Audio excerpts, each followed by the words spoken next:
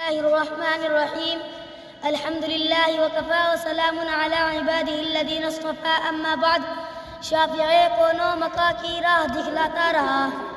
شافع کونوں مکہ کی راہ دکھلاتا رہا گمراہان شرک کو توحید سکھلاتا رہا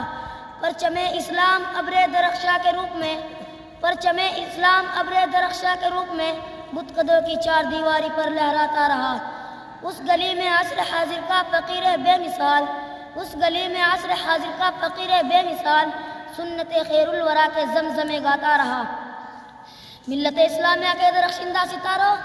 آج میں آپ کے سامنے اسلام کے ایک عظیم سپوت اور مسلمانوں کے ایک عظیم محسن کا ذکر خیر کرنا چاہتا ہوں جس کے فیوز سے ایک عالم نے استفادہ کیا اور کر رہا ہے جس کی بے باک زبان اور بے خوف قلم نے ہزاروں گمراہوں کو راہ ہدایت سے روشناس کرایا اور جس کی بے مثال قیادت میں ملت اسلامیہ ہندیہ کو اپنے دین و ایمان کی حفاظت کے لیے تن من دھن کی بازی لگا دی اور بے مثال قربانیاں پیش کی ہے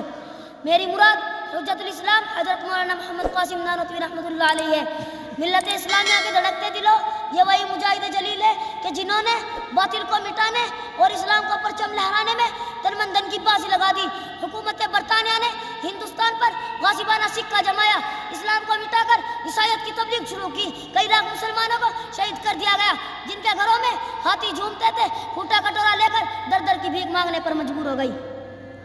شاہی خاندان کی بیگمات ہٹی چادریں سروں پر ڈال کر کھانا پکانے کی نوکری کرنے لگی وہ پردہ نشین عورتیں جن کے دیدار سے چاند سورج ترستے تھے در در کی بھیک مانگنے پر مجبور ہو گئی ہر طرف تباہی و بربادی کا دور دور آتا خون پانی کی طرح بہہ رہا تھا گلی کوچوں میں نعشیں اس طرح پڑی تھی کہ درندے اور پرندے دن دہاڑے نوچتے اور کھسوٹتے تھے مسلمانوں کو خنزیروں کی کھال میں بند کیا جاتا تھا تو ہندوؤں کے منہ میں گائے کا گوشت ٹھوس آ جاتا تھا بالآخر عیسائیت کو مٹانے کے لیے دہلی میں ایک میٹنگ بلائی جاتی ہے بصارت و بصیرت کا بیکر قاسم نانوتوی رحمۃ اللہ علیہ دور اندیش مشورے دیتا ہے جس کے نتیجے میں ہندوستان میں عیسائیت کی ٹکر کے لیے فضا قائم ہو جاتی ہے دوستو اس عظیم ہستی نے عیسائیت کو مٹانے کے لیے کیا کچھ نہیں کیا شاملی کا میدان ہے حق و باطل کی جنگ جاری ہے آپ جنگ کے ایک کونے میں جا کر بیٹھ جاتے ہیں حکومت برطانیہ کا ایک پٹھو موقع پا کر آپ کے پاس آتا ہے اور کہتا ہے قاسم تم نے بہت سر ابھارا ہے اب میری چمکتی تلوار تمہاری خبر لے گی بے ساختہ مرد مجاہد کی زبان سے یہ الفاظ نکلتے ہیں کہ یار کیا بک رہا ہے پہلے اپنے پیچھے کی تو خبر لے عقل سے پورا انگریز جو ہی سر گھماتا ہے قاسم نانوتوی رحمۃ اللہ علیہ کی تلوار بجلی کی طرح چمکتی ہے اور اسے زمین پر تڑپا دیتی ہے